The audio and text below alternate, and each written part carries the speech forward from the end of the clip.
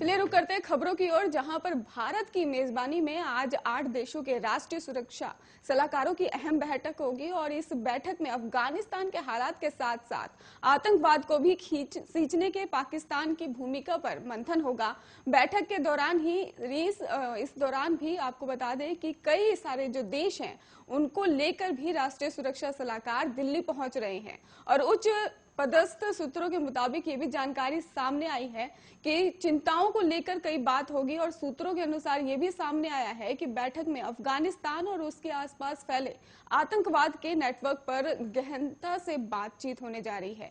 ऐसे में स्वाभाविक तौर पर ही आईएस और केपी गुट के बीच संबंधों पर भी बात हो सकती है, क्योंकि अफगानिस्तान में भले ही तालिबान और एसकेपी के बीच भी आपसी रंजिश की तस्वीरें जो है वो बनाई जा रही हो या फिर इसमें हालिया बम धमाके की जिम्मेदार ठहराया जा रहा हो, लेकिन पाकिस्तान खुफिया एजेंसी के साथ दोनों के तार जुड़े हैं। जाहिर है कि भारत की अगुवाई में हो रही बैठक पाकिस्तान के लिए एक बड़ा संदेश हो सकता है और ये बैठक बताती है कि अफगानिस्तान के पश्चिमी सीमा के करीबी सभी पड़ोसी इस मुद्दे पर भारत के साथ अपनी चिंताएं भी साझा करना चाहते हैं और वहीं सभी 8 एनएसए प्रधानमंत्री नरेंद्र मोदी से भी भेंट करेंगे। और इस बीच बैठक के लिए भारत ने चीन को भी आमंत्रित किया था, लेकिन नई दिल्ली में होने वाली इस अहम बैठक में उसका कोई नुमाइंदा जो है वो नहीं होगा। सरकारी सूत्रों के मुताबिक चीन ने शेड्यूलिंग में भी समस्या का हवाला देते हुए बैठक में शामिल होने से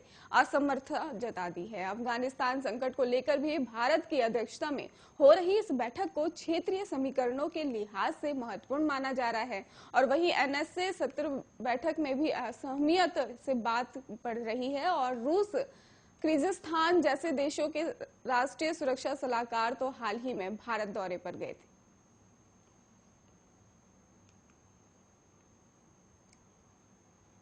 मुंबई के क्रूज ड्रग्स कांड में एनसीबी के वरिष्ठ नेता और महाराष्ट्र में मंत्री नवाब मलिक और पूर्व मुख्यमंत्री देवेंद्र फडणवीस के बीच लड़ाई और जोर से पकड़ती हुई दिखाई दे रही है।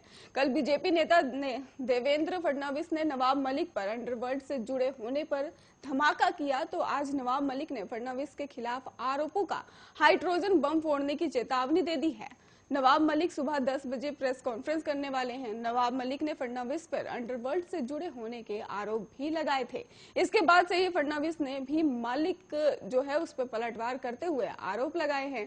फडणवीस ने दावा किया कि कुर्ला में 3 एकड़ जमीन को गोवा वाला कंपाउंड कहा जाता है और ये जगह LBS रोड पर मौजूद है, पर इस जमीन की एक रजिस्ट्री सोलिडस नाम की कंपनी के साथ हुई है। Mariam Bai Goawala power of attorney कौन है और सलीम पटेल बिक्री करने वाले सरदार साहब खान अली, इन दिनों ही इसको लेकर चर्चाओं में बने हुए थे, जो नवाब मलिक जी के परिवार के ही बताए जा रहे हैं और कागजों पर भी फराक मलिक के साइन लगे हैं। और इसके साथ ही आपको बता दें कि इसको लेकर 2007 में ही सलीम पटेल हसीना पारकर के साथ गिरफ्तार भी हुआ था और इन्हीं को लेकर अब दोनों को लेकर फडणवीस आरोप लगा रहे हैं, तो नवाब मलिक सारे आरोपों को गलत बता रहे हैं।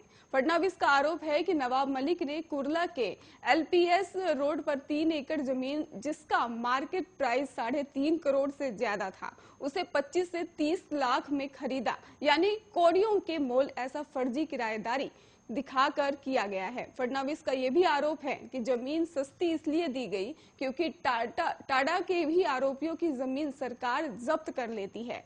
दूसरी तरफ नवाब मलिक ने सारे आरोपों को खारिज किया है। आरोप और पलटवार की ये कहानी तब शुरू हुई जब फडणवीस की पत्नी अमृता फडणवीस एक तस्वीर लेकर नवाब मलिक आए और जिसमें वो ड्रग माफिया जयदीप राणा के साथ दिखाई दी। और अब जब इसको लेकर फडणवीस कागज दिखा रहे हैं कि अंडरवर्ल्ड और आतंकियों से मलिक ने जमीन खरीदी, बयानों की इस जंग में ये आखिरी धमाका नहीं है, क्योंकि नवाब मलिक ने एक बार फिर से बड़ा धमाका करने की चेतावनी दे दी है।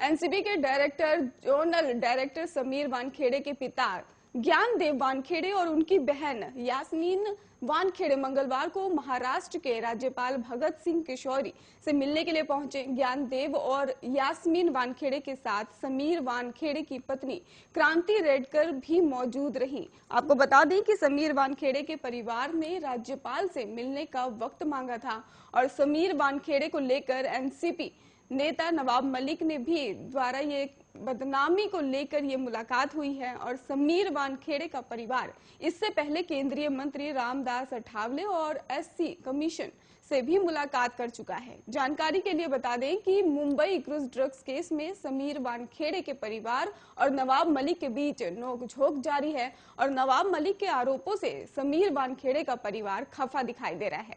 उधर बॉम्बे हाईकोर्ट ने नवाब मलिक को समीर वानखेड़े के पिता ज्ञानदेव वानखेड़े द्वारा दायर 1.25 करोड़ रुपए के लिए मानहानि के मुकदमे में अपना जवाब दाखिल करने का निर्देश दिया है। मलिक के वकील अतुल दामके द्वारा भी वचन देने के इनकार करने के बाद से ही मंत्री टिप्पणी पोस्ट नहीं करेंगे या मीडिया को संबोधित नहीं करेंगे। न्यायमूर्ति एमजे जामदार ने भी अब मामले को बुधवार को अंतरिम राहत पर आगे की सुनवाई के लिए निर्धारित कर दिया है।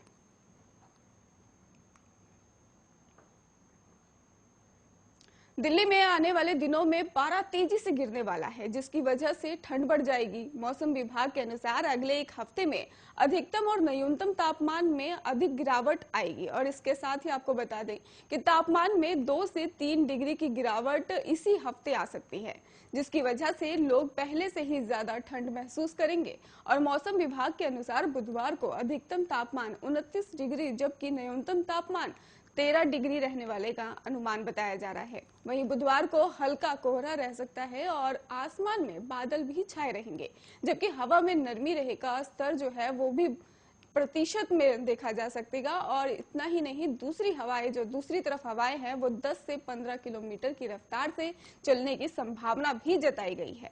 इस बीच बारिश की भी संभावना बहुत कम है और यूं भी घातक सुबह में भी 10 में से 5 और शाम को 10 में से 0 रहने का अनुमान ये भी जताया गया है। और मौसम विभाग के अनुसार 12 नवंबर तक अधिकतम तापमान महज 27 डिग्री और न्यूनतम तापमान 12 डिग्री पर सिमट कर रह सकता है।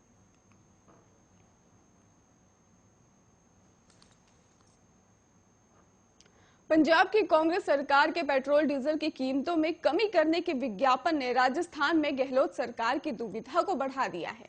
पंजाब सरकार के विज्ञापन में राजस्थान में पड़ोसी राज्यों में सबसे ज्यादा महंगा पेट्रोल डीजल बताया गया है। पंजाब कांग्रेस सरकार के अपनी ही पार्टी की सरकार पर सवाल उठाने वाले इस विज्ञापन ने बीजेपी को मुद्दा दे दिया है। बीजेपी ने इस विज्ञापन को आधार बनाकर गहलोत सरकार पर हमले तेज कर दिए हैं और वही पेट्रोल डीजल पर एक्साइज ड्यूटी कम करने के लिए बाद भी अब बीजेपी सरकार जो है और राजस्थान सरकार से भी वेट कम करने की मांग कर रही है। और पंजाब कांग्रेस ने स्थानीय अखबारों में पूरे पेज के विज्ञापन लेकर पंजाब में पेट्रोल 10 रुपए और डीजल 5 रुपए सस्ता करने की घोषणा की है।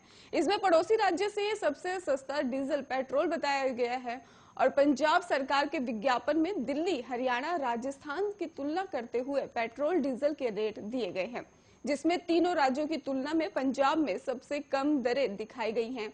टेबल में 4 राज्यों में राजस्थान में सबसे ज्यादा दरें दिखाई गई हैं और चन्नी सरकार के विज्ञापन को राजस्थान बीजेपी ने मुद्दा बना लिया है। बीजेपी आगे इस मुद्दे को अब भुनाएगी और उपनेता प्रतिपक्ष राजेंद्र राठौर ने कहा कि पंजाब सरकार ने विज्ञापन जारी करके राजस्थान में सर्वाधिक वेट वसूलने का उल्लेख कर सरकार पर निशाना साधा है।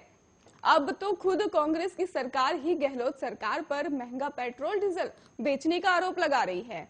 अब तो उन्हें वेट कम कर देना ही चाहिए।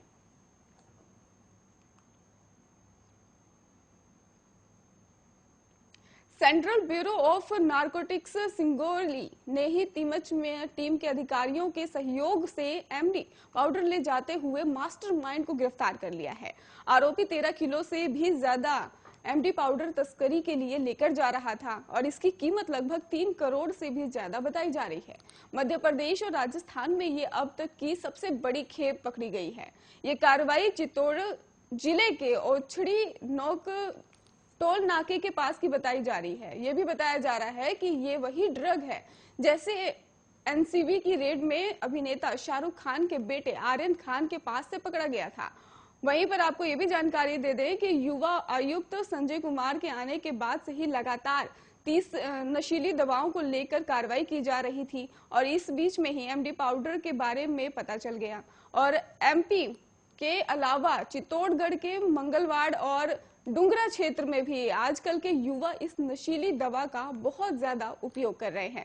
खासकर गुटखा में भी इसका प्रयोग किया जा रहा है और संजय कुमार ने यह भी जानकारी सामने रखी है कि तस्करी करने वाले मास्टरमाइंड के बारे में पता चला है, जो 5-6 महीने से ही कड़ी निगरानी के बाद सूचना मिली कि एक कार में एमडी ड्रग को चित्तौड़गढ़ से ले जाते हुए मंदसौर ले जाया जा रहा था और चित्तौड़गढ़ के ओछड़ी टोल नाके के पास से ही केंद्रीय नारकोटिक्स ब्यूरो सिंगोली टीम ने ही नीमच की टीम के अधिकारियों के सहयोग से एक टीम गठित कर वहां कड़ी निगरानी रखी और इस दौरान गाड़ी का पीछा कर उसे ओछड़ी टोल नाका के पास रोक दिया गया। जब तलाशी ली गई तो एक बैग में 13 पॉलिथीन रखे हुए थे जिसमें भूरे और सफेद रंग के रवादार पाउडर थे और चेक किया गया तो वो एमडी पाउडर निकला। तो करने पर ही 13 किलो 390 ग्राम ये नशीली दवा पाई गई। खबरों का सिलसिला लगातार जारी है, आप जुड़े रहिए आरएन न्यूज के साथ।